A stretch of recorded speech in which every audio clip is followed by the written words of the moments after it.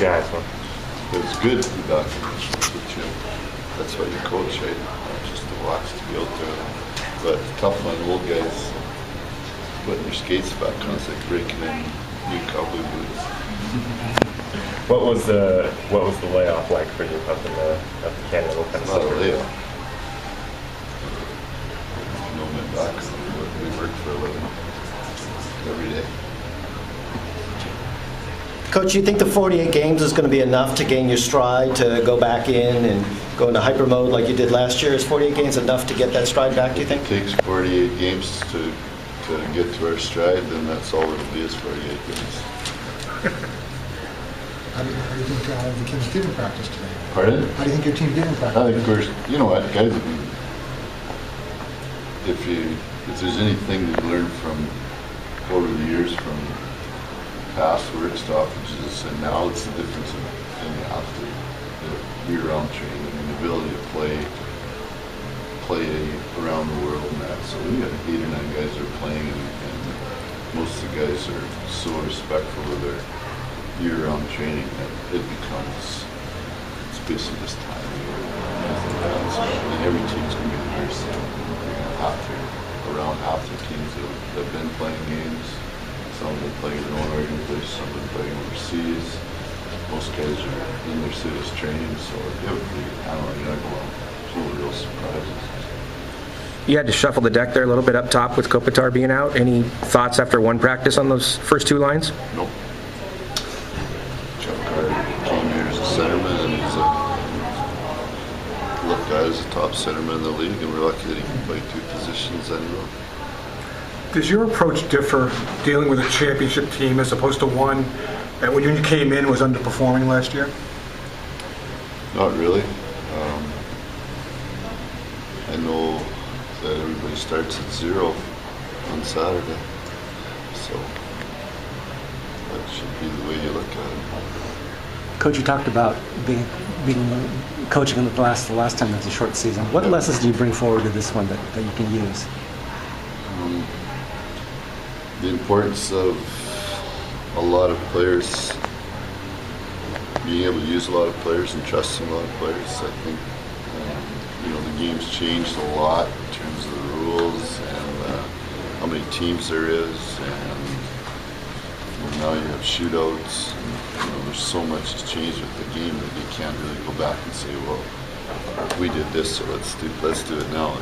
It's changed so much, but I think what will be consistent is all you have to do is look at the schedule. I think that's when you look at our March schedule here.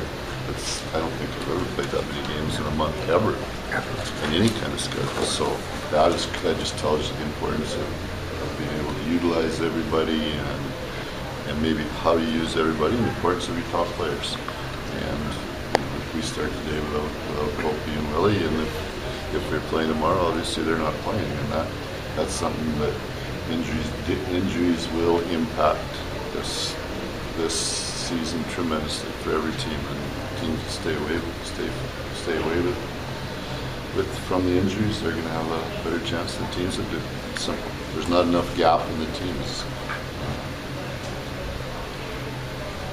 to be able to lose guys for periods of time. Can you give us the latest on Willie Mitchell?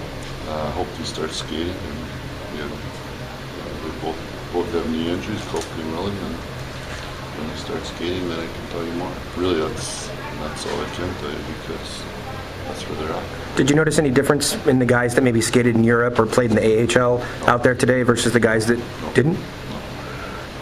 It's a different pace. The pace here will be definitely, in practice today, will be higher than, as much as I'm glad they're playing, the pace in practice will be higher than any game they played this year.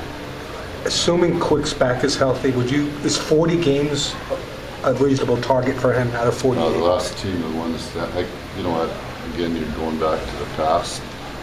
Number 1 goalies in this league are hard to come by, and they're the best players in the team. That's the reason the Los Angeles Kings won the Stanley Cup last year. Their goalie was the best player, and assuming that they play in the league, they'll play 90 to 100% of the games.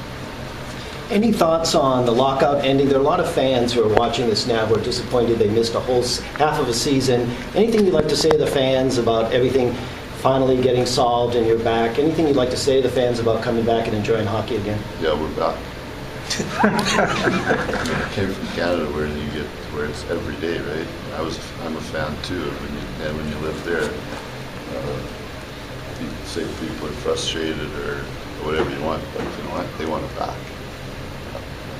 Then they want to watch hockey every night, and now we can. Coach, how much does the fact that you're now defending champions matter, or is it a complete clean slate? You have the same players as everyone else. Well, we have, for the most part, bringing the same team back. So that's important because it's hard in a shortened schedule or a short training camp. It's just not that easy to get up and running.